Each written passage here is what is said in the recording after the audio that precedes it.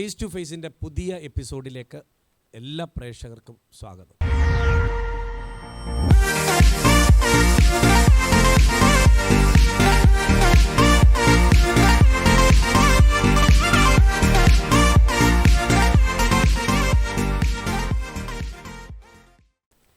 ഇന്ന് ഈ face to face പ്രോഗ്രാമിൽ നമ്മളോടൊപ്പം അനുഭവങ്ങൾ പങ്കുവയ്ക്കുവാൻ നമ്മളോടൊപ്പമായിരിക്കുന്നത് ജനേസ ലിൻസ്, ഗ്ലാഡിസ് ലിൻസ്, ലാലി മാത്യു എന്നിവരാണ്. എന്തുകൊണ്ടാണ് ഇവർ ഇത്രമാത്രം ഈ ഇൻ്റർവ്യൂവിന് പ്രാധാന്യം അർഹിക്കുന്നത് എന്ന് ചോദിച്ചാൽ, ജനേസ എന്ന മിടുക്കിയായ കുട്ടി 119 സങ്കീർത്തനം 176 വാക്യങ്ങൾ 18 മിനിറ്റ് കൊണ്ട് പറഞ്ഞ് കേൾപ്പിച്ചു. 7 വയസ്സ് പ്രായമുള്ള മിടുക്കിയായ കുട്ടി. ആ കുടുംബത്തെ ആണ് നമ്മൾ ഇന്ന് പരിചയപ്പെടുത്തുന്നത്. കഴിഞ്ഞ എപ്പിസോഡുകളിലും ഇതുപോലെ ദൈവേഡ് പ്രൊജക്റ്റുമായിട്ട് ബന്ധപ്പെടുന്ന ജെറൂഷയെ നമ്മൾ പരിചയപ്പെട്ടിരുന്നു, ഐറിനെ നമ്മൾ പരിചയപ്പെട്ടിരുന്നു.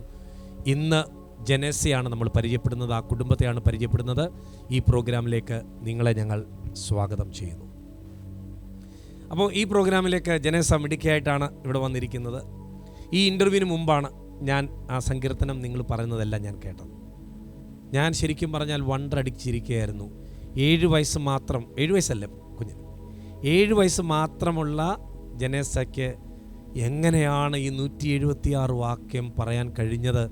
അതിനുള്ള ടെക്നിക്കുകൾ എന്താണ് നിങ്ങൾ ഈ കുഞ്ഞിനെ പഠിപ്പിക്കാൻ ഉപയോഗിച്ചെന്നൊക്കെ അറിയാനായിട്ടുള്ള ഒരു ക്യൂരിയോസിറ്റി എനിക്കുമുണ്ട്, തീർച്ചയായിട്ടും ഇത് കാണുന്ന പ്രേക്ഷകർക്കുമുണ്ട്. ജനേസയെ പോലെയുള്ള ആയിരക്കണക്കിന് കുഞ്ഞുങ്ങൾക്ക് തീർച്ചയായിട്ടും ഈ ഒരു ഇൻ്റർവ്യൂ മോട്ടിവേഷൻ ആകും എന്നതിന് തർക്കമില്ല. ആദ്യമായിട്ട് ഞാൻ ജനേസയുടെ മമ്മിയോടാണ് ഞാൻ ചോദിക്കുന്നത്. തീർച്ചയായിട്ടും ഒരു കുഞ്ഞ് ഒരു വാക്യം പഠിക്കണമെങ്കിൽ, അല്ലെങ്കിൽ ഇങ്ങനെ സിസ്റ്റമാറ്റിക്കായിട്ട് ആ വാക്യങ്ങളെ പഠിക്കണമെങ്കിൽ, തീർച്ചയായിട്ടും പേരൻസിൻ്റെയൊക്കെ ഒരു വലിയ ഇനിഷ്യേറ്റീവ് ഉണ്ടാകണം. എങ്കിൽ മാത്രമേ അവരതിലേക്ക് വരത്തുള്ളൂ. ഇപ്പം നമ്മളതിനകത്ത് ഇൻട്രസ്റ്റ് ഇല്ലെങ്കിൽ ഒരിക്കൽ പോലും അവരതിന് വരത്തേയില്ല. അപ്പോൾ അങ്ങനെ കുഞ്ഞിനെ പഠിപ്പിക്കണം. അങ്ങനെ ഒരു സ്റ്റാർട്ടിങ് എങ്ങനായിരുന്നു? എൻ്റെ കുഞ്ഞിനെ ഇതൊക്കെ പഠിപ്പിക്കണം എന്നുള്ളൊരു തോന്നൽ എങ്ങനെയാണ് ഉണ്ടായത്? Praise the Lord. ഞാൻ ജനിച്ചതും വളർന്നതും നോർത്തിലാണ്. അപ്പം എൻ്റെ പപ്പ സൗദിയിലായിരുന്നു. ഞാൻ എൻ്റെ മമ്മിയുടെ ആംഗ്ലയുടെയും കൂടെ ആ ഒരു ടൈമിലായിരുന്നത്. അപ്പം ചെറുപ്പം നാൾ തൊട്ട് എൻ്റെ മമ്മിക്ക് നിർബന്ധമായിരുന്നു, സ്കൂളിലെ ഒരു പ്രോഗ്രാം അല്ലെങ്കിൽ സ്കൂളിലെ ഒരു ആക്ടിവിറ്റിക്ക് ഞാൻ പങ്കെടുത്തില്ലെങ്കിലും മമ്മിക്കത് ഒരു വിഷയമല്ല. പക്ഷേ മമ്മിയെ സംബന്ധിച്ച് സൺഡേ സ്കൂളിലെ അല്ലെങ്കിൽ ചേർച്ചിലെ എല്ലാ ആക്ടിവിറ്റിയും, ഈവൻ ടാലൻറ്റ് പ്രോഗ്രാംസ് ആയാലും PYP ആയാലും, ഒരു PYPക്കും ഞങ്ങൾ ഇല്ലാത്തൊരു PYP ഇല്ല, എല്ലാ PYPക്കും ഞങ്ങളുണ്ട്. അങ്ങനെ ഒരു രീതിയിലാണ് ഞാൻ വളർന്നു വന്നത്. അപ്പം ദൈവം ദാനമായിട്ട് എനിക്കൊരു പൈതലിനെ തന്നപ്പം എൻ്റെ മനസ്സിലുണ്ടായിരുന്നു അവളെ മറ്റ് സ്കൂൾ പരമായ കാര്യങ്ങൾ ഒഴിച്ച് ഈ ആത്മീയ കാര്യത്തിൽ ഇച്ചിരി ഏറെ മുൻതൂക്കം കൊടുക്കണം എന്ന് ആഗ്രഹിച്ച് തന്നെയാണ് ഞാൻ അവളെ വാക്യങ്ങളൊക്കെ പഠിപ്പിക്കാൻ തുടങ്ങി. അപ്പം ആദ്യമായിട്ട് അവൾ ഒരു CAയിൽ പങ്കെടുക്കുന്നത് 2.5 വയസ്സുള്ളപ്പോഴാണ്. 2.5 വയസ്സുള്ളപ്പോൾ ആദ്യമായിട്ട് അവൾ ആത്മാവിൻ്റെ ഫലങ്ങൾ കാണാതെ പറഞ്ഞു. CA എന്ന് പറയുന്നത് യൂത്തിന്റെ, ചർച്ചിന്റെ യൂത്തിന്റെ വിങ് അല്ലേ? അതെ, ക്രൈസ്റ്റ് അംബാസഡേഴ്സ് എന്ന് പറഞ്ഞാൽ PYP പോലെ തന്നെ. അപ്പോൾ അതിലാണ് അവൾ ആദ്യമായിട്ട് 2.5 വയസ്സുള്ളപ്പോൾ ആത്മാവിൻ്റെ ഫലങ്ങൾ പറയുന്നത്. അത് കഴിഞ്ഞിട്ട് പിന്നെ ചെറിയ ചെറിയ വാക്യങ്ങൾ. ആ സമയത്ത് 2.5 വയസ്സെന്ന് പറയുമ്പോൾ അവൾ ശരിക്കും സംസാരിക്കാൻ പോലും വാക്കുകൾ അങ്ങ് ശരിക്കും വരത്ത് പോലും ഇല്ല. അപ്പം ചെറിയ ചെറിയ വാക്യങ്ങൾ, അതായത് ഏറ്റവും ആദ്യമേ അവൾ കാണാതെ പറഞ്ഞ വാക്യം എന്ന് പറയുന്നത് 117 Psalms 117. അത് 2 വാക്യമുള്ളൂ. അതായിരുന്നു ഏറ്റവും ആദ്യമേ അവൾ പറഞ്ഞത്. പിന്നെ പതിയെ ഓരോ സങ്കീർത്തനങ്ങളും അവൾ പഠിപ്പിക്കാനും പറയാനും തുടങ്ങി. അങ്ങനെ ഇരിക്കുമ്പോഴാണ്, അപ്പം നോർമലി നമ്മൾ ചർച്ചിൽ എല്ലാ കുട്ടികളും പറയുന്നത് പോലെ Psalms 23, പിന്നെ Psalms 61, Psalms 50, Psalms 91, ഇങ്ങനത്തെ ഒരു കോമൺ ആയിട്ടുള്ള സാംസ് എല്ലാം അവൾ കാണാതെ പറഞ്ഞു. അങ്ങനെ ഇരിക്കുമ്പോഴാണ് ഞങ്ങളൊരു കുടുംബ പ്രാർത്ഥനയ്ക്ക്, എൻ്റെ വീട്ടിൽ കുടുംബ പ്രാർത്ഥനയ്ക്ക് ഇരിക്കുന്ന സമയത്ത് എൻ്റെ ബ്രദറിൻ്റെ വൈഫ് ആൻസി എന്ന് പറഞ്ഞാൽ എൻ്റെ ബ്രദറിൻ്റെ വൈഫ് അപ്പം ഞങ്ങൾ കുടുംബ പ്രാർത്ഥനയ്ക്ക് ഇരിക്കുന്ന സമയത്ത് ആദ്യത്തെ കുറച്ചൊരു ½ an hour ഞങ്ങൾ കുട്ടികളുമായിട്ട് സ്പെൻഡ് ചെയ്യും. അപ്പോൾ അവരെ പാട്ടുകൾ പഠിപ്പിക്കും, എന്തെങ്കിലും വാക്യങ്ങളുണ്ടെങ്കിൽ അത് പഠിപ്പിക്കും. അങ്ങനെ അപ്പോൾ അന്ന് ഞാൻ ഇതുപോലെ പറഞ്ഞ നിങ്ങൾ ഇനി ഏത് വാക്യോ പഠിക്കുന്നത്, ഏത് സങ്കീർത്തനമോ പഠിക്കുന്നത് എന്നിങ്ങനെ പറഞ്ഞപ്പം എൻ്റെ നാത്തൂൻ എന്നോട് പറഞ്ഞു, നാത്തൂൻ എന്നോടല്ല കുട്ടികളോടായിട്ട് പറഞ്ഞു, നിങ്ങൾ ഈ സങ്കീർത്തനം പഠിക്കുന്നതൊന്നും മാറ്റി വെച്ചിട്ട് നിങ്ങൾ എന്തുകൊണ്ട് ലേഖനങ്ങൾ പഠിക്കുന്നില്ല? ലേഖനങ്ങൾ പഠിക്കാൻ നിങ്ങൾ ശ്രമിക്കണം. കൂടുതൽ വചനങ്ങൾ, ഈ സങ്കീർത്തനം നിങ്ങൾ എങ്ങനെയായാലും പഠിക്കും, പക്ഷേ ഈ ലേഖനങ്ങളൊക്കെ കാണാതെ പഠിക്കാൻ ശ്രമിക്കുക. അപ്പം നിങ്ങൾ 1 കൊരിന്ത്യർ 13 പഠിക്കുക എന്ന് പറഞ്ഞ് ആൾ അന്ന് തുടക്കം കുറിച്ചത്. അപ്പം ശരിക്കും അതായിരുന്നു സത്യം പറഞ്ഞാൽ എൻ്റെ ഒരു ഏറ്റവും വലിയൊരു മോട്ടിവേഷൻ. ആളതങ്ങനെ പറഞ്ഞു കഴിഞ്ഞപ്പോൾ അത് ശരിക്കും എന്നെ സ്ട്രൈക്ക് ചെയ്തു. അപ്പം ഞാനും ചിന്തിച്ചത് ശരിയാണല്ലോ, ലേഖനങ്ങൾ കൂടുതലും പഠിപ്പിക്കാൻ ഞാൻ ഇൻട്രസ്റ്റ് കാണിച്ചു. അങ്ങനെയാണ് ഞാൻ ഇതിലേക്ക് സ്റ്റെപ്പ് വെക്കുന്നത് തന്നെ. അപ്പം ആദ്യത്തെ സ്റ്റാർട്ടിംഗ് പോയിന്റ് അവിടെയാണ്. നമ്മുടെ കുറച്ചുകൂടെ എപ്പിസ്റ്റൽസ്, ചെറിയ ചെറിയ സങ്കീർത്തനം, അത് ശരിക്കും പറഞ്ഞാൽ 2.5 വയസ്സൊക്കെ ഉള്ളപ്പോൾ തന്നെ അത് സ്റ്റാർട്ട് ചെയ്യുമെന്ന് പറഞ്ഞാൽ തന്നെ ഭയങ്കര ഒരു കാര്യമാണ്. അപ്പം ജാനസിനോട് ഞാൻ ചോദിക്കാൻ വേണ്ടി പോവാണ്. ജാനസ് എന്നെ സങ്കീർത്തനം പറഞ്ഞ് കേൾപ്പിച്ച് ഞാൻ ലൈവായിട്ട് ഇവിടെ നിന്ന് കേട്ടിട്ടാണ് നമ്മൾ ഈ ഇൻ്റർവ്യൂവിൽ പങ്കെടുക്കുന്നത്. അപ്പോൾ 119 സങ്കീർത്തനം എല്ലാം 176 വാക്യവും ഇപ്പം ജാനസ് പറയണ്ട, പക്ഷേ ആദ്യത്തെ കുറച്ച് വാക്യങ്ങൾ നമ്മുടെ പ്രേക്ഷകർക്ക് വേണ്ടി ഒന്ന് പറഞ്ഞ് പോകാമോ? ഞാനന്നേരം ഒന്ന് പറയുന്നതിന് മുമ്പായിട്ട് ഞാനൊന്ന് നോക്കട്ടെ, ഒന്ന് നോക്കുവാണ് കേട്ടോ, കറക്റ്റായിട്ടാണോ എന്നുള്ളത് എനിക്ക് നോക്കണമല്ലോ. അപ്പം 119 സങ്കീർത്തനം ഒന്ന് പറയാൻ വേണ്ടി പോവാണ്. റെഡിയാണോ? 119 സങ്കീർത്തനം കുറച്ചൊരു 5 വാക്യം ഒന്ന് പറയോ? ഒന്ന് പറഞ്ഞോ, നോക്കട്ടെ. 119 സങ്കീർത്തനം. യഹോവയുടെ ന്യായപ്രമാണം അനുസരിച്ച് നടപ്പിൻ ശുഷ്കരായവർ ഭാഗ്യവാന്മാർ. അവൻ്റെ സാക്ഷ്യങ്ങളെ പ്രമാണിച്ച് പൂർണ്ണത്തോടെ അവനെ അന്വേഷിക്കുന്നവർ ഭാഗ്യവാന്മാർ. അവൻ നീതികേട് പ്രവർത്തിക്കാതെ അവൻ്റെ വഴികളിൽ തന്നെ നടക്കുന്നു. നിന്റെ പ്രമാണങ്ങൾ കൃത്യമായിട്ട് ആചരിക്കേണ്ടത് നീ അവയെ കൽപ്പിച്ച് തന്നിരിക്കുന്നു. നിന്റെ ചട്ടങ്ങൾ ആചരിക്കേണ്ടതിന് എൻ്റെ നടപ്പ് സ്ഥിരമായിരുന്നെങ്കിൽ കൊള്ളാമായിരുന്നു. സൂപ്പർ, 5 വാക്യമായി. ഇനിയിപ്പോൾ 176 വാക്യങ്ങളിൽ അടുത്ത 18 മിനിറ്റ് പോകും. അപ്പോൾ ഒരു കാര്യം ചെയ്യാം, ഞാനാണെങ്കിൽ ഇടയ്ക്കൂന്ന് ഞാൻ വാക്യം തുടക്കം ഇട്ട് തരാം, ബാക്കി നേരം ഫില്ലപ്പ് ചെയ്യണം. ഓക്കെ ആണോ? തുടക്കം പറഞ്ഞുതരാം. ഞാൻ ഓക്കെ. ഞാൻ നിൻ്റെ ചട്ടങ്ങളെ ആചരിക്കേണ്ടതിന് എൻ്റെ നടപ്പ് സ്ഥിരമായിരുന്നെങ്കിൽ കൊള്ളാമായിരുന്നു. ബാലൻ തൻ്റെ നടപ്പിനെ നിർബലമാക്കുന്നു. അങ്ങനെ നിന്റെ വചനപ്രകാരം എന്നെ സൂക്ഷിക്കുന്നത് തന്നെ. യഹോവേ നീ വാഴ്ത്തപ്പെട്ടവൻ, നിന്റെ ചട്ടങ്ങൾ എനിക്ക് ഉപദേശിച്ചു തരണമേ. ഞാൻ നിന്റെ പ്രമാണങ്ങളെ അനുസരിക്കാൻ എനിക്ക് വിധമായിരിക്കുന്നു. ഞാൻ നിന്റെ പ്രമാണങ്ങളെ ധ്യാനിക്കുകയും വഴികളെ സൂക്ഷിക്കുകയും ചെയ്യുന്നു.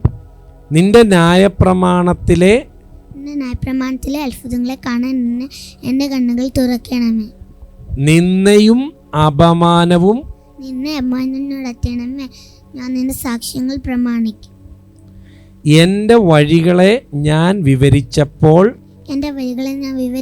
നീ എനിക്ക് ഉത്തരമരുളി. നിന്റെ ചട്ടങ്ങൾ എനിക്ക് ഉപദേശിച്ചു തരണം. 31 വാക്യം. ഞാൻ നിന്റെ സാക്ഷ്യങ്ങളോട് പറ്റിയിരിക്കുന്നു. ഞാൻ നിന്റെ സാക്ഷ്യങ്ങളോട് പറ്റിയിരിക്കുന്നു. യഹോവേ എന്നെ ലജ്ജിപ്പിക്കരുത്. നിന്റെ കൽപ്പനകളുടെ പാതയിൽ എന്നെ നടത്തണമേ. ഞാൻ അതിൽ ഇഷ്ടപ്പെടുന്നുവല്ലോ. ഞാൻ പേടിക്കുന്ന നിന്നെ അകറ്റി കളയണമെന്ന്. നിന്റെ വിധികൾ നല്ലവയല്ല.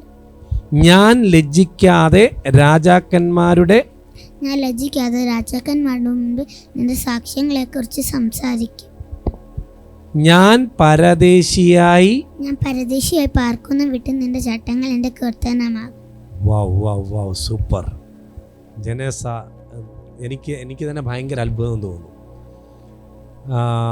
ജനേസയ്ക്ക് ബാക്കിയൊക്കെ പഠിക്കാൻ ഭയങ്കര ഇൻട്രസ്റ്റ്, അതോ മമ്മി ഭയങ്കര നിർബന്ധം പഠിപ്പിച്ചിട്ടാണോ പഠിക്കുന്നത്? അല്ല, ഇൻട്രസ്റ്റ് ഉണ്ടോ പഠിക്കാനായിട്ട്? മമ്മിയൊക്കെ പറയുന്നത് പഠിക്കും. സൂപ്പർ, നന്നായിട്ട്. ജനേസ നല്ല മിടുക്കിയായ കുട്ടിയാണ്. അവൾ 119 സങ്കീർത്തനം ആദ്യം പഠിച്ചത് ഏതായിരുന്നു? എഫേസ്യറോ അതോ ഫസ്റ്റ് കൊരിന്ത്യൻസ്?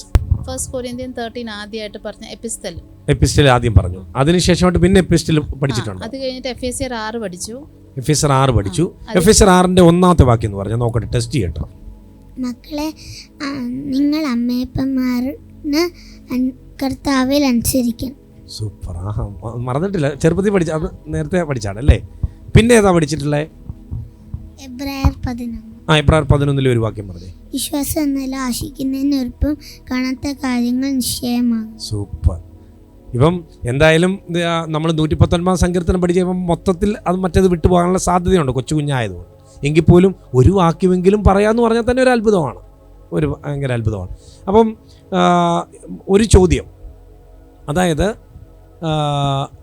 ഈ കുഞ്ഞിനെ പഠിപ്പിക്കുന്നതിൽ നിങ്ങൾ ഭയങ്കര ഒരു ഇതെടുക്കുന്നുണ്ട്. പ്രത്യേകിച്ച് ഈ കുഞ്ഞിനെ പഠിപ്പിക്കുക എന്ന് പറയുമ്പോഴത്തേക്ക് എല്ലാവരും കൂടെ ചേർന്നിട്ടാണ് ആ ഇത് പഠിപ്പിച്ച് വളർത്തിക്കൊണ്ടുവരുന്നത്. അതിനകത്ത് ആൻറ്റിക്കും ലാലി ആൻറ്റിക്കും അതിനകത്തൊരു വലിയ റോളുണ്ട്. അപ്പം ആൻറ്റിയുടെ റോൾ എന്തോ ഇതിനകത്ത്? കുഞ്ഞിനെ പഠിപ്പിക്കുന്നത് എനിക്ക് വളരെ സന്തോഷമാണ്. കാരണം അവിടെ പപ്പായ്ക്ക് ഇങ്ങനെയുള്ളൊരു സാഹചര്യം ലഭിച്ചിട്ടില്ല. കാരണം എനിക്കറിയത്തില്ലായിരുന്നു അന്ന് അതേക്കുറിച്ച് ഇങ്ങനെ വാക്യങ്ങൾ പഠിപ്പിക്കുന്ന വിഷയം. കാരണം ഞാൻ ഓർത്തഡോക്സിൽ വിവാഹം ചെയ്ത് അയച്ചെങ്കിലും ചില വർഷങ്ങൾക്ക് മുമ്പ് വിശ്വാസത്തിൽ ഇറങ്ങി തിരിച്ചു. എന്നാൽ സൺഡേ സ്കൂളിന് പോകും, കുഞ്ഞ് വാക്യങ്ങൾ പഠിക്കും, ചില പ്രോഗ്രാമിന് പങ്കെടുക്കും. ഇങ്ങനെയുള്ള ഒരു ആത്മീയമായിട്ട് വളർത്തുവാൻ എനിക്കറിയത്തില്ലായിരുന്നു. കാരണം വചനം എന്തെന്നോ ആത്മീയം എന്തെന്നോ എനിക്കറിയത്തില്ലായിരുന്നു. എന്നാൽ കുഞ്ഞിനെ പഠിപ്പിക്കുവാൻ അവളോടൊപ്പം ഞാനും താങ്ങായിട്ട് നിന്നു. എബ്രായർ 11 7 വാക്യം വരെ പഠിച്ചു കഴിഞ്ഞ് അവൾ കുവൈറ്റിൽ പോയി. അത് കഴിഞ്ഞ് ബാക്കി വചനങ്ങളെല്ലാം ഞാൻ പറഞ്ഞു കൊടുത്തതിന് പുറമെ ദൈവസ്ഥനിൽ പ്രാർത്ഥിക്കും. സന്ധ്യയ്ക്ക് പ്രാർത്ഥിക്കാനിരിക്കുമ്പോഴും കുഞ്ഞിന് ഈ വചനം പറഞ്ഞു കൊടുക്കും. എനിക്ക് വളരെ സന്തോഷമാണ്. അവിടെ ഇരുന്നുകൊണ്ട് വീഡിയോ കോൾ വിളിക്കുമ്പോഴും ഈ വചനം അവളെ കുഞ്ഞിനെയും കൊണ്ട് പറയിപ്പിക്കും. അങ്ങനെ എന്തെങ്കിലും തെറ്റ് വന്നെങ്കിൽ അവർ ശാസിക്കുന്നത് ദൈവനാമത്തിൽ ശാസിച്ച് അതവൾ ചിലപ്പം കരയും, എന്നാൽ ചിലപ്പോൾ സങ്കടപ്പെടുന്നതിലൊക്കെയും ഉപരിയായി അവളത് പഠിക്കുവാനിടയാക്കി. അവൾ വന്നു കഴിഞ്ഞ് എബ്രായർ 11 ചർച്ചിൽ അത് പറഞ്ഞു. അന്ന് എല്ലാവരും പ്രോത്സാഹന സമ്മാനം കുഞ്ഞിന് കൊടുത്തു. അന്ന് എൻ്റെ കണ്ണ് നിറഞ്ഞു. കാരണം പ്രോത്സാഹന സമ്മാനം ചർച്ചിൽ 119 സങ്കീർത്തനം കാണാതെ പറഞ്ഞു അല്ല, എബ്രായർ അന്നും കുഞ്ഞിന് പ്രോത്സാഹനം കൊടുത്തു. ചർച്ചിൽ നിന്ന് പ്രോത്സാഹന സമ്മാനം കൊടുത്തു. അന്ന് ഇങ്ങനെ ഞങ്ങളുടെ ചർച്ചിൽ ഞങ്ങളുടെ സെക്രട്ടറി പറഞ്ഞു, ഇനി അടുത്ത ആനിവേഴ്സറിക്ക് ജനേസ 119 സങ്കീർത്തനം പറയണമെന്ന് അങ്ങനെ ഒരു വാക്ക് പറഞ്ഞു. അത് അവിടെ അമ്മ അത് ഏറ്റെടുത്തു. ഈ 119 സങ്കീർത്തനം എവിടെയാണ് പ്രസന്റ്? ചർച്ചിലാണ് പ്രസന്റ് ചെയ്യുന്നത്? പഠിച്ചു ആദ്യമായിട്ട് ചർച്ചിലാണ് പ്രസന്റ് ചെയ്തത്. ഏറ്റവും ആദ്യമേ ഞങ്ങളുടെ മാതൃസഭയിൽ ബദേലേജ് ചർച്ചിലാണ് ആദ്യമായിട്ട് പറഞ്ഞത്. തുവയൂർ ബദേലേജ് ചർച്ച്, അവിടെയാണ് ആദ്യമായിട്ട് അവള് പറഞ്ഞത്. അപ്പം ആ ചർച്ചിൽ നിന്ന് തന്നെ നല്ലൊരു അപ്രിസിയേഷൻ, മീൻസ് ഈ ഗിഫ്റ്റ് അല്ലാതെ തന്നെ ആൾക്കാർ തന്നെ അവിടെ ഉള്ള അപ്പച്ചമാരായാലും അമ്മച്ചിമാരായാലും പ്രായ വ്യത്യാസം ഒന്നുമില്ലാതെ കുഞ്ഞ് പറഞ്ഞ ആ വാക്യം ഫുള്ള് ഫിനിഷ് ആവുന്നതിന് മുമ്പ് തന്നെ, അതായത് ഒരു 2-3 വാക്യം കൂടെ പറയാൻ കാണും, അതിനു മുമ്പ് തന്നെ ചർച്ചിലെ ആൾക്കാരെല്ലാവരും കൂടെ എണ്ണിച്ച് ഭയങ്കരമായിട്ട് അവളെ അപ്രിഷ്യേറ്റ് ചെയ്തു. ഞങ്ങളുടെ ചേർച്ചിലെ Sunday school head master uncle വന്ന് ഇവളെ വാരിയെടുത്ത് ഭയങ്കര ഒരു ഇമോഷണൽ ഒരു അറ്റ്മോസ്ഫിയർ ആയിരുന്നു ആ സമയത്ത്. അവൾക്കും സന്തോഷം. അപ്പം ഞാൻ ശരിക്കും പറഞ്ഞാൽ അവൾ വാക്യം പറഞ്ഞതിൻ്റെ ആ ഒരു സന്തോഷത്തിലാണ് എൻ്റെ കണ്ണ് നിറഞ്ഞ് ഞാൻ കരയാൻ തുടങ്ങി. അപ്പോൾ അവളും കരയാൻ തുടങ്ങി. അങ്ങനെ ആകെപ്പാടെ ചർച്ചിലൊരു മിക്സ്ഡ് ഇമോഷനായിരുന്നു അന്ന്. അത് ഒരിക്കലും മറക്കില്ല. പിന്നെ അത് കഴിഞ്ഞിട്ട് ഇടയ്ക്ക് 2 തവണ പവർ വിഷനിൽ പറയാൻ ദൈവം ഒരവസരം ഒരുക്കി തന്നു. ഈ ശരിക്കും പറഞ്ഞാൽ നമ്മൾ ഈ വാക്യങ്ങൾ ഓർഡറായിട്ട് അത്രയും പഠിപ്പിച്ച് വരുമ്പം എന്തെങ്കിലും ഒരു ടെക്നിക്സ് നിങ്ങൾ ഉപയോഗിച്ച് കാണുമല്ലോ. അല്ലാതെ എങ്ങനെയാണിത് ഇത്രയും 176 വാക്യങ്ങളെ നമ്മൾ ആ കുഞ്ഞിനെ പഠിപ്പിച്ചു കൊടുത്തതിൻ്റെ ടെക്നിക്സ് എന്താണ്? ടെക്നിക്ക് എന്ന് പറയുന്നത്, ഞാൻ ഒരു ദിവസം 2 വാക്യം വെച്ച് പഠിപ്പിക്കും. ഒരു ദിവസം 2 വാക്യം. അത് രാവിലെ അവൾ സ്കൂളിൽ പോകുന്നതിന് മുമ്പേ ആ വാക്യം ഞാൻ പറഞ്ഞു കൊടുക്കും. വിത്ത് ആക്ഷൻ, എന്തെങ്കിലുമൊക്കെ ആക്ഷൻ അവൾക്ക് ഓർത്തിരിക്കാൻ വേണ്ടി വിത്ത് ആക്ഷൻ എന്തെങ്കിലും 2 വാക്യം, ഒരു ദിവസം 2 വാക്യം പഠിപ്പിക്കും. വൈകുന്നേരം സ്കൂൾ കഴിഞ്ഞിട്ട് വന്ന് പഠിക്കാനിരിക്കുന്നതിന് മുമ്പായിട്ട് ഈ പഠിച്ച 2 വാക്യങ്ങൾ ഞാൻ അവളെ കൊണ്ട് പറയിപ്പിക്കും. എന്നിട്ടേ പഠിക്കാനിരിക്കുകയുള്ളൂ. സ്കൂളിലെല്ലാം പഠിച്ച് കഴിഞ്ഞിട്ട് ബുക്കൊക്കെ അടച്ചു വെച്ച് കഴിഞ്ഞിട്ട് പിന്നെയും ഞാൻ ഈ വാക്യം അവളെ കൊണ്ട് റിപ്പീറ്റ് ചെയ്യും. അപ്പോൾ അത് ഓൾറെഡി അവളുടെ മൈൻഡിൽ ഫീഡായി. പിറ്റേ ദിവസം ഏർലി മോർണിംഗിൽ എണ്ണിക്കുമ്പം ഇന്നലെ പഠിച്ച വാക്യം റിവിഷൻ ചെയ്യും, എന്നിട്ട് പുതിയ വാക്യം പഠിപ്പിക്കും. അങ്ങനെയായിരുന്നു അങ്ങനെ ഒരു പാറ്റേൺ എന്നും റെഗുലർലി ഫോളോ ചെയ്യുമായിരുന്നു. പിന്നെ ഓരോ ആക്ഷൻസ് ചില ആക്ഷൻസ് കാണിക്കുമ്പോൾ അവർക്ക് ഓർത്തിരിക്കാൻ പറ്റും. ഇപ്പം ഫോർ എക്സാമ്പിൾ സാക്ഷ്യങ്ങൾ എന്ന് പറയുമ്പോൾ ഞാൻ അവളോട് പറഞ്ഞു, നമ്മൾ ചർച്ചിൽ എണീച്ച് എങ്ങനെ സാക്ഷ്യം പറയുന്നത്, മൈക്കൊക്കെ പിടിച്ച് സാക്ഷ്യം പറയത്തില്ല. അപ്പോൾ ഞാനിങ്ങനെ ആക്ഷൻ കാണിക്കുമ്പോൾ അവർക്ക് മനസ്സിലാവും ഇത് സാക്ഷ്യങ്ങളാണ്. പിന്നെ അതുപോലെ ഇങ്ങനെ കാണിക്കുമ്പോൾ കൽപ്പനകളെന്ന് മനസ്സിലാകും. കൽപ്പനകൾ എന്ന് പറയുമ്പോൾ കല്ല്, അപ്പോൾ ഇങ്ങനെ ചെറിയ ആക്ഷൻ കാണിക്കുമ്പോൾ അവർക്ക് മനസ്സിലാവും ഇത് കൽപ്പനകൾ. പിന്നെ തിരുവചനം എന്ന് പറയുമ്പോൾ ഇങ്ങനെ, യഹോവ എന്ന് പറയുമ്പോൾ ഇങ്ങനെ, അങ്ങനെ ഓരോ കോഡ് ലാംഗ്വേജ് ഉണ്ട്. അപ്പോൾ അത് കാണുമ്പം അവർക്ക് പെട്ടെന്നത് മനസ്സിലാവുമായിരുന്നു. പിന്നെ അതുപോലെ ഈ പ്രമാണിക്കുന്നു എന്നുള്ളൊരു വേർഡ് അതിൻ്റെ അകത്തുണ്ട്. അപ്പോൾ അത് കുഞ്ഞിന് ഞാൻ എത്ര പറഞ്ഞു കൊടുത്തിട്ടും അവൾക്കത് അങ്ങോട്ട് മനസ്സിലാവുന്നില്ല. ഇത് എങ്ങനെ, ഞാൻ കുറേ ദേഷ്യപ്പെട്ടു. പിന്നെ ഞാൻ സ്നേഹത്തോടെ പറഞ്ഞു നോക്കി. ഈ പ്രമാണിക്കുന്നത് ഒരു 10-15 വട്ടം ഞാനിങ്ങനെ കണ്ടിന്യൂസ് പറഞ്ഞു കൊടുത്തു. നമ്മൾ പ്രമാണിക്കുന്നു, ഇത്ര പാടെന്തുവാ എന്നൊക്കെ ഞാൻ ചോദിച്ചിട്ടുണ്ട്. പക്ഷെ അവൾക്ക് എന്തോ അത് മൈൻഡിലോട്ട് അതാവുന്നില്ല. അങ്ങനെ ഇരിക്കുമ്പോഴാണ് ഇവളുടെ സ്കൂളിൽ ഒരു പുതിയ ഹിന്ദി ടീച്ചർ വന്നു ഇവളെ പഠിപ്പിക്കാനായിട്ട്. അപ്പോൾ ആ ടീച്ചർ വന്ന സമയത്ത് എന്നോട് വന്നിട്ട് പറഞ്ഞു, അമ്മ എൻ്റെ സ്കൂളിൽ ഒരു പുതിയ ടീച്ചർ വന്നിട്ടുണ്ട്, ഹിന്ദി ടീച്ചർ എന്ന് പറഞ്ഞു. ഞാൻ പറഞ്ഞു, ആ ടീച്ചറിൻ്റെ പേരെന്തുവാ? അപ്പോൾ ഞാൻ ടീച്ചറിൻ്റെ പേര് പ്രേമ എന്ന് പറഞ്ഞു. അപ്പം ഞാനിങ്ങനെ ഓർത്ത് പ്രേമ.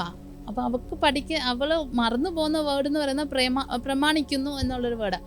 അപ്പോൾ ഞാൻ അവളോട് പറഞ്ഞു, അമ്മു ഒരു കാര്യം ചെയ്യ്, നീ ജസ്റ്റ് ഒന്ന് ഇമാജിൻ ചെയ്യ്, ഈ പ്രേമ എന്ന് പറഞ്ഞ ടീച്ചർ നിൻ്റെ സ്റ്റുഡൻറ്റാണ്. നീ പ്രേമ എന്ന് പറഞ്ഞ ആൾ നിൻ്റെ സ്റ്റുഡൻ്റാണെന്ന് വിചാരിക്കുക. എന്നിട്ട് നീ ക്ലാസ്സിൽ പഠിപ്പിച്ചുകൊണ്ടിരിക്കുമ്പോൾ പ്രേമ അവിടെ ഇരുന്ന് സംസാരിക്കുക, അടുത്തുള്ള കുട്ടിയോട് സംസാരിക്കുകയും വഴക്കുണ്ടാക്കുകയും ചെയ്യുക. അപ്പം മോൾ എന്തോ ചെയ്യും? അപ്പോൾ അവളെന്നോട് പറഞ്ഞാൽ ഞാൻ പറയും പ്രേമ നിൽക്കാൻ പറയും. അപ്പം ഞാൻ പറഞ്ഞാൽ അത് തന്നെ മോൾക്ക് ആ ഒരു വേർഡാണ് പഠിക്കണ്ടേ, പ്രേമ നിൽക്കും അങ്ങനെ പറഞ്ഞു കൊടുത്ത. അപ്പോൾ അവൾക്കത് കണക്ട് ചെയ്യാൻ പറ്റി. പിന്നെ ആ വേർഡ് അവൾ മറന്നിട്ടില്ല, പ്രമാണിക്കൂ. പിന്നെ അത് പറഞ്ഞു കഴിഞ്ഞാൽ പ്രമാണിക്കൂന്നായി. ശരിക്കും നമ്മൾ ആ കുഞ്ഞിനെ പഠിപ്പിക്കാനുള്ള ടെക്നിക്ക് ശരിക്കും പറഞ്ഞാൽ സിസ്റ്ററും ഭയങ്കര ക്രിയേറ്റീവാണ് ശരിക്കും ആ ഒരു കാര്യത്തിനകത്ത് കുഞ്ഞിനെ പഠിപ്പിക്കാനായിട്ട്. എനിവേ, മോള് പാട്ട് പാടുമോ? എന്നാൽ ഒരു പാട്ട് കേൾക്കാം. ഒരു പാട്ട് നമ്മുടെ ജനസമോട് നമുക്ക് വേണ്ടി ഒരു 4 വരി പാട്ട്. എന്നും എൻ്റെ കൂടെ വേണമപ്പാ, എപ്പോഴും എൻ്റെ കൂടെ വേണമപ്പാ, എന്നും എൻ്റെ കൂടെ വേണമപ്പാ, എപ്പോഴും എൻ്റെ കൂടെ വേണമപ്പാ, എന്നും എൻ്റെ കൂടെ വേണമപ്പാ, എപ്പോഴും എൻ്റെ കൂടെ വേണമപ്പാ. കൂരിരുളിൽ താഴ്വരയിൽ ഏകനായി നടന്നാലും എൻ ചാര വന്നിടും, മാർവോട്ട് ചേർത്തിടും. കൂരിരുളിൽ താഴ്വരയിൽ ഏകനായി നടന്നാലും എൻ ചാര വന്നിടും, മാർവോട് ചേർത്തിടും. എത്ര സ്നേഹമേ ഇത്, എത്ര മധുരമേ ഇത്, നിൻ സ്നേഹത്താൽ എന്നെ നിറയ്ക്കണേ എന്നും.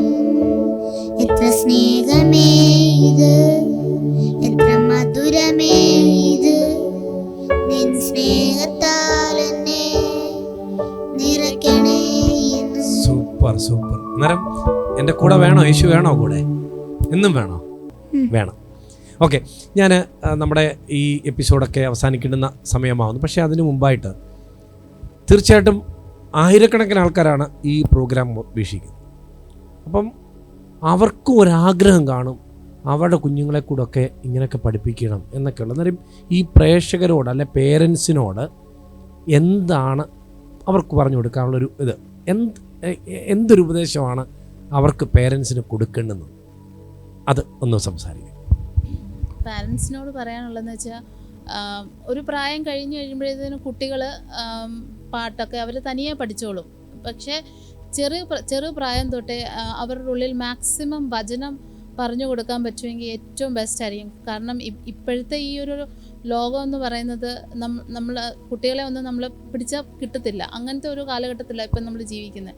സോ ഞാൻ ജോലി ചെയ്യുന്നത് ജോസ്കോ കോളേജിൽ. അപ്പോൾ അവിടെ ഉള്ള ടീച്ചേഴ്സ്, അല്ലെങ്കിൽ അവിടെ ഞാൻ കാണുന്ന അവിടെ ഓരോ ടീച്ചേഴ്സൊക്കെ വന്ന് അവരുടെ കുട്ടികളുടെ എക്സ്പീരിയൻസ് ഒക്കെ പറയുമ്പോൾ ഞാൻ കേട്ടിട്ടുണ്ട്.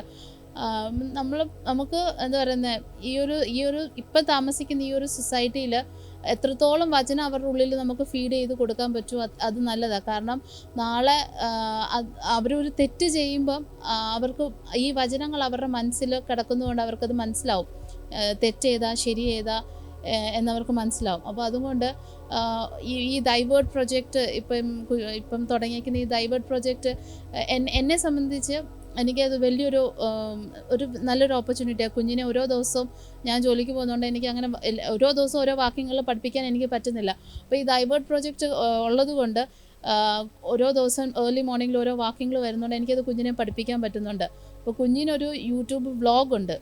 ആ വ്ളോഗിൻ്റെ അകത്ത് അവൾ എല്ലാ ദിവസവും രാവിലെ എണീച്ച് അവൾ പഠിക്കുന്ന ഓരോ വാക്യങ്ങൾ അതിൻ്റെ അകത്ത് അവൾ ഇടാറുണ്ട്.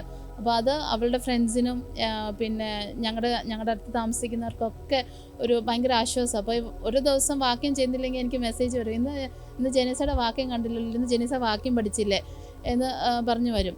അപ്പം കഴിവതും മാക്സിമം എത്രത്തോളം വാക്യങ്ങൾ നമുക്ക് കുട്ടികൾക്ക് പറഞ്ഞു കൊടുക്കാൻ പറ്റും. സൺഡേ സ്കൂളിൽ വാക്യങ്ങൾ പഠിക്കുന്നുണ്ട്. ഇതിനുപരി നമുക്ക് എത്രത്തോളം വാക്യങ്ങൾ അവരുടെ ഉള്ളിൽ ഇട്ട് കൊടുക്കാൻ പറ്റുമോ അത് ഏറ്റവും ബെസ്റ്റ് ആയിരിക്കും.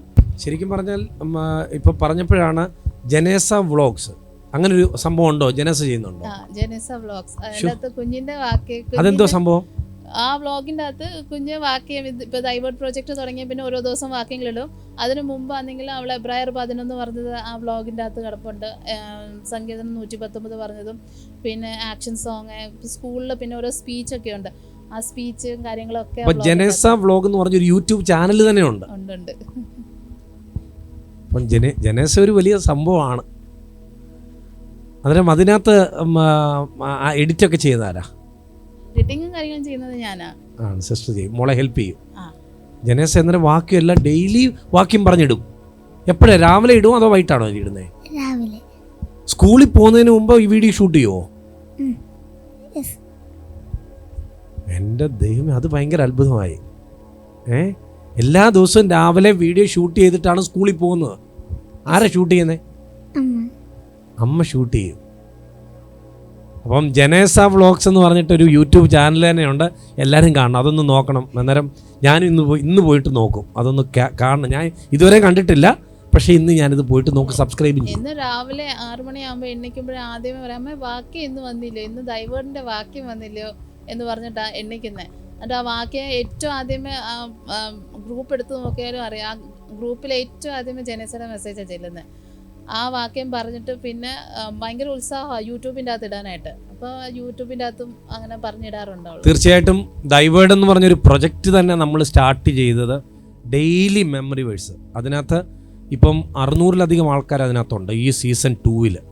അപ്പം ജനേസ ശരിക്കും പറഞ്ഞാൽ ഒരു ഇൻസ്പയർ ആണ് എല്ലാ കുട്ടികൾക്കും. ഇതിപ്പോൾ കാണുന്ന ഇപ്പം 14 ഫസ്റ്റ് ലെവൽ കംപ്ലീറ്റ് ചെയ്ത് ഇന്ന്. അപ്പം ലെവൽ കംപ്ലീഷൻ്റെ സർട്ടിഫിക്കറ്റും കാര്യങ്ങളൊക്കെ കൊടുക്കുകയാണ്. അപ്പോൾ തീർച്ചയായിട്ടും ചില ആൾക്കാർക്ക് എന്നോട് വിളിച്ച് പറഞ്ഞു സ്കൂളുണ്ട്, അതുകൊണ്ട് പരീക്ഷയാണ്, അതുകൊണ്ട് ശരിക്കും പറഞ്ഞാൽ ഒരു വാക്യം പഠിക്കാൻ 5 മിനിറ്റ് പോരെ. അപ്പോൾ ശരിക്കും പറഞ്ഞാൽ പലപ്പോഴും ഇതിനകത്ത് മെയിൻ ആൾക്കാർ ഞാൻ മനസ്സിലാക്കിയിട്ടുള്ളത് പേരൻസാണ്. പേരൻസ് സ്ട്രോങ് ആണെങ്കിൽ പിന്നെ കുട്ടികളും ഓക്കെയാണ്. പേരൻസ് വീക്ക് ആണെങ്കിൽ പിള്ളേരും പോയി. അപ്പം തീർച്ചയായിട്ടും ഒരു നല്ല സമയം നിങ്ങളോടൊപ്പം ഈ ഒരു ഇൻ്റർവ്യൂവിൽ കിട്ടി. ജനേസയെ ദൈവം അനുഗ്രഹിക്കട്ടെ. കർത്താവിന് വേണ്ടി കൂടുതൽ പ്രയോജനപ്പെടണം, കൂടുതൽ ചെയ്യണം, കൂടുതൽ പ്രവർത്തിക്കണം. തീർച്ചയായിട്ടും എനിക്കറിയാം ഈ ഇൻ്റർവ്യൂ ഇത് ടെലികാസ്റ്റ് ആകുമ്പോൾ ലക്ഷക്കണക്കിന് ആൾക്കാർക്ക് നിങ്ങളൊരു ഇൻസ്പിറേഷനാകും. ഈ പ്രോഗ്രാം കാണുന്ന നിങ്ങളോട് ഓരോരുത്തരോടും എനിക്ക് പറയാനുള്ള ഒരു കാര്യം, ഞാൻ എന്തിനാണ് ഇവരുടെ പ്രോഗ്രാം ഇതിനകത്ത് ഈ ഇൻ്റർവ്യൂവിൽ വന്നത് തന്നെ മോൾ 119 സങ്കീർത്തനം മൊത്തം പറയുന്നു എന്ന് നിങ്ങൾ പറഞ്ഞതിൻ്റെ വെളിച്ചത്തിൽ മാത്രമാണ്. അല്ലെങ്കിൽ നമുക്കതിനകത്തൊരു ഇൻ്റർവ്യൂവിൻ്റെ അർത്ഥമില്ല.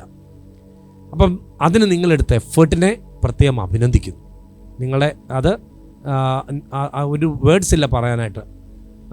തീർച്ചയായിട്ടും ദൈവം നിങ്ങളെ അനുഗ്രഹിക്കും, തലമുറ അനുഗ്രഹിക്കപ്പെടും. ഇത് കാണുന്ന ഓരോ ആൾക്കാർക്കും നിങ്ങളൊരു ഇൻസ്പയർഡ് ആകണം. നിങ്ങളുടെ കുഞ്ഞുങ്ങൾ ഈ 2.5 വയസ്സിൽ ജനേസയെ വാക്യം പഠിപ്പിക്കാൻ പറഞ്ഞു തുടങ്ങിയെന്നാണ് പറഞ്ഞത്. അതായത് 2.5 വയസ്സുള്ള 3 വയസ്സുള്ള 4 വയസ്സുള്ള 6 വയസ്സുള്ള 7 വയസ്സുള്ള 10 വയസ്സുള്ള കുട്ടികളൊക്കെ ഈ വാക്യങ്ങൾ പഠിക്കാൻ തുടങ്ങും, ദൈവവചനം പഠിക്കാൻ തുടങ്ങും. ആ ദൈവവചനം പഠിക്കാൻ തുടങ്ങുമ്പോൾ നമുക്ക് ലൈഫിൽ ഭയങ്കര മാറ്റം ഉണ്ടാകും. വചനമകത്ത് കയറുമ്പം നമ്മൾ ശക്തരായിട്ട് മാറും. അതിനായിട്ട് നിങ്ങളെ ഞാൻ ഉത്സാഹിപ്പിക്കുന്നു. പ്രത്യേകിച്ച് ഈ ഫേസ് ടു ഫേസിൻ്റെ പ്രോഗ്രാമിൽ നിങ്ങൾ വന്നതിന്, ഈ സമയം സ്പെയർ ചെയ്തതിന് ഞാൻ ഹൃദയം നിറഞ്ഞ നന്ദി നിങ്ങളെ അറിയിക്കുന്നു. ദൈവം നിങ്ങളെ അനുഗ്രഹിക്കട്ടെ. ജനസേ ദൈവം അനുഗ്രഹിക്കട്ടെ. ആൻറ്റിയെ അനുഗ്രഹിക്കട്ടെ, കുടുംബത്തെ. ശരിക്കും പറഞ്ഞാൽ ഞാൻ വിചാരിക്കുമായിരുന്നു ഈ ഒരു ഇൻ്റർവ്യൂവിൽ ലിൻസ് ബ്രദറോട് ഉണ്ടായിരുന്നെങ്കിൽ ദാറ്റ് വിൽ ബി ഗ്രേറ്റ് എന്ന് ഞാൻ ചിന്തിക്കുമായിരുന്നു. തീർച്ചയായിട്ടും ഇത് ലിൻസ് ബ്രദർ കാണുമ്പോൾ ലിൻസ് ബ്രദറിനും തീർച്ചയായിട്ടും ഭയങ്കര ഒരു സന്തോഷം തോന്നും. ആ മോള് വന്നു, അല്ലെ എൻ്റെ കുടുംബം വന്നു. അദ്ദേഹത്തിന് വരാൻ പറ്റിയില്ലെങ്കിൽ പോലും എനിവേ നമുക്ക് ഏതെങ്കിലും ഒരു അവസരത്തിൽ നിങ്ങൾ കുടുംബമായിട്ട് ഇനിയും പുതിയ സംഭവങ്ങളായിട്ട് വരണം. പുതിയൊരു സംഭവമായിട്ട് തീർച്ചയായിട്ടും നമ്മുടെ എന്തായാലും ദൈവേടിൻ്റെ 150 വാക്യത്തിൽ നിങ്ങൾ ഉണ്ടാകണം. അന്ന് അത് വരുമ്പോഴത്തേക്ക് ഇതുപോലൊരു ഇൻ്റർവ്യൂ ഉണ്ടാകണം. അന്ന് പപ്പായും പറഞ്ഞു കേട്ടോ, പപ്പായും വിളിക്കണം. അന്ന് ഫ്ലൈറ്റ് കയറി വരാൻ പറഞ്ഞു ആ ഇൻ്റർവ്യൂവിന്. 150 വാക്യം ദൈവേടിൻ്റെ 5 മാസത്തെ ആ പ്രൊജക്റ്റ് കഴിയുമ്പോൾ പറയാനായിട്ടുണ്ടാകണം. ദൈവം നിങ്ങളെ സഹായിക്കട്ടെ.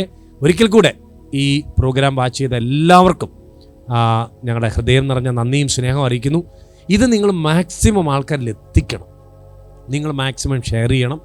നിങ്ങളുടെ ഫേസ്ബുക്കിലും നിങ്ങളുമായിട്ട് ബന്ധപ്പെടുന്ന വാട്സപ്പ് ഗ്രൂപ്പുകളിലൊക്കെ ഷെയർ ചെയ്യണം. ഇത് അനേകർക്കൊരു ഇൻസ്പിറേഷൻ ആകട്ടെ. ദൈവം നമ്മളെ ഓരോരുത്തരെയും സഹായിക്കട്ടെ. അടുത്ത ഫേസ് ടു ഫേസിൻ്റെ പുതിയ എപ്പിസോഡിൽ പുതിയൊരു ആളുമായിട്ട് ഞങ്ങൾ എത്തുന്നിടം വരെ till then it's me Anil Elanthoor. God bless you.